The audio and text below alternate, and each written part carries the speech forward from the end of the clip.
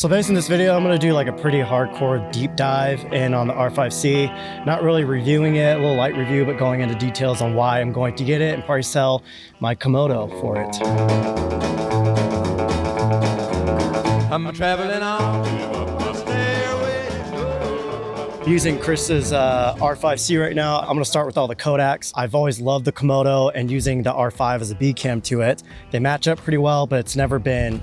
The quality on the Komodo is just like insane when you're shooting a red raw. You can pump so much dynamic range out of it if you're color grading it, and the color separation's next level. The R5's raw isn't very realistic, but the R5C's, it just makes life way easier. And I've done some tests so far, and the dynamic range that you get off the R5C is already over a stop more than the R5. And then when you go and stretch it and color grading, it just holds up way better. All right guys, for the dynamic range test, we did the RED Komodo and the Canon R5C in RAW and in the XF AVC and in the crop mode. Sadly, when we were out in the forest, the Komodo wasn't in RAW. That's my mess up, but I did do another dynamic range test I'll share with you guys on a more extreme dynamic range. But we'll start with the forest ones first. I'll go kind of quick through this and then I'll show you guys the interior one. Real quick, if you're interested in how I set up everything, I ran noise reduction because we are working with RAW. To my color space transformer, I went and converted everything into RE log C. My last node here is the RE LUT. And then these two nodes, I'm straight up just stretching the dynamic range. So the first one you see here, we have the RED Komodo just in the ProRes. You can see the color fidelity is amazing. You can see the blue sky highlights is hitting on my silver hat up here. The sun bouncing off the dirt and mulch is putting some warmth up there, plus my shirt. And then we'll go into the R5. This is the XF AVC. This is just the C-Log 3. You see, compared to the Komodo, kind of feels like it's lacking some stuff, but if we go to the RAW, you see we get a lot more dynamic range out of there, and the reason that's happening is because it lets us use C-Log 2 when you're shooting in RAW on the R5 and the R5C, but as I just said, in the R5C we're actually more dynamic range. You'll see that from the interior shot. But if I just go back and forth real quick, you see that again, this is the XF AVC and then this is the RAW. We're getting a lot more information out of there. And if you guys want real quick, I will just show you how much color you can pull out of here. I will just do color boost. Let's do 30. So you see we still have a lot of color in here that we can mess with. Let's do this to the XF AVC real quick. So you see in the XF AVC we have a lot of color too, but the RAW definitely, if you like look at the trees back here, how there's different tonalities in there. On the XF AVC, everything kind of starts blending together. And then if we do that on the Komodo, like the color fidelity is just like next level. And then also this last clip right here, this is the RAW, but in the Super 35 mode. So again, the RAW, we're still getting a lot of that color fidelity, but it's not adding up to what the RED can get. But honestly, at this point, you're comparing a full-on cinema camera build out versus a little hybrid camera that has great autofocus tracking and all that. So we'll get into that later in the video. All right guys, this is the same thing, but I just went in color boost. So again, I'm just pushing the footage as hard as I can to see how it falls apart and how much information is in it. The R5C's RAW, you can see all the color fidelity. There's different hues of green in there. You see in the tree, we're getting those red tones. The blue, we're kind of losing that blue ambient sky. I could probably color grade that back in, but let's go to the Komodo. Again, the Komodo, you just see it's the next level. But honestly, for most stuff that I do, there's enough info in here for me to use. And then the C-Log 3, you see it looks kind of similar to the RAW, just it doesn't have, like you start seeing the green start blending in together a little bit. And then the crop mode, similar story, because this is the XF AVC as well. So for the next dynamic range test, I'm testing the Komodo versus the R5C versus the R5. So this is the R5C full frame RAW. This is the R5 RAW. Immediately off the bat, you see the R5 is falling apart. You see in the shadows here, we don't have as much dynamic range as we do on the R5C. You see the tonality, the noise, everything. So the R5C is definitely giving you a way superior image to the R5, which is pretty wild. You can see right here where the shadows are in here. If I go back to the R5Cs, you see there's a lot more color detail that you could stretch in there. Now let's go to the Komodo RAW. And once again, you see the color fidelity in here.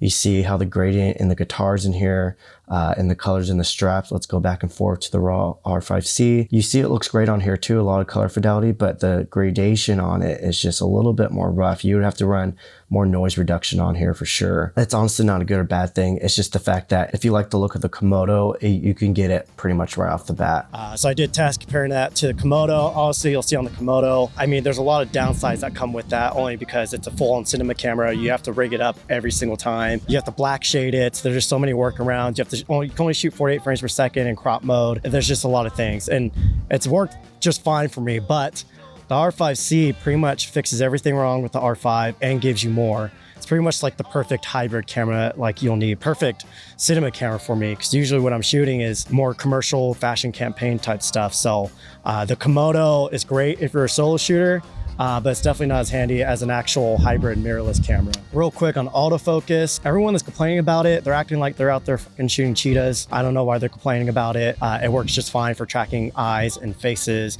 bodies. If I'm doing fashion work, even the Komodo's autofocus does just fine for me. All right, guys, in this autofocus test, from the back of the camera, it was tracking it, but now that I'm looking at the footage, it lost it. So I'm assuming that they'll be able to do like a firmware update, because obviously it's tracking the hand, but the actual footage is out of focus when he starts moving it. But again, you can see from the back of the camera, it's straight up keeping up with his hand, the tracking boxes at least. So again, hopefully they can do some kind of firmware to where it just fixes this. But let's touch on that rolling shutter now. I haven't seen the rolling shutter, but I just want to make a point of, when I first started shooting video, I was using the Blackmagic Pocket Cinema Camera 4K, and that thing has really bad rolling shutter. It's super jello-y, and I was shooting the same shit that I shoot now, a lot of like action, high pace, running type stuff. Never once had a client say, oh, what's this jello in there? They don't see that kind of shit. Regular viewers don't see that kind of stuff. The only people that see it are people like you watching this video. Rolling shutter to me is not a huge thing. Again, with all that said though, we'll see how it performs. Chris doesn't have a top handle for this right now. He ordered a cage. When we did the Komodo, I held it by the side grip. So we're doing the same thing here. That's like probably the worst way you could do handheld stuff for what we're doing. I usually like doing a top handle and letting the weight kind of like gravity balance it out. So we're doing this extra bad to where we're going to be getting like extra micro jitters out of it and extra shaky footage. So this is how I have the Komodo set up currently. So you see it's just the wing grip. I have two little lighter batteries on it. Feel like it's kind of similar weight with this setup actually. The downside with this is you have to use the little screen up here. It's almost impossible to use for like actual gigs. With the R5, you have this little screen, everything. So this is just the handheld set we're doing. Again, this is not how I usually do this, but this will show the worst of the worst of if there is really bad rolling shutter on there. So we did two ways. We did a really jerky way, just to really show how bad it can be on both cameras. And then we did one where I try to hold it steady from the side grip. I can only hold it so steady, but yeah. I'll show you guys what we did for the shaky way. Okay. So guys, I was legit like kind of trying to make it look action-packed. So also guys, I have no idea. I didn't touch any focusing on here, so I have no idea if it's focusing on you or not. Ready when you are. Rolling. All right, so our first clip here is the R5C. To me, this looks fine. There's some jello, but it's not that big of a deal. Here's Komodo, definitely has a solid look. But again, here's playback side by side.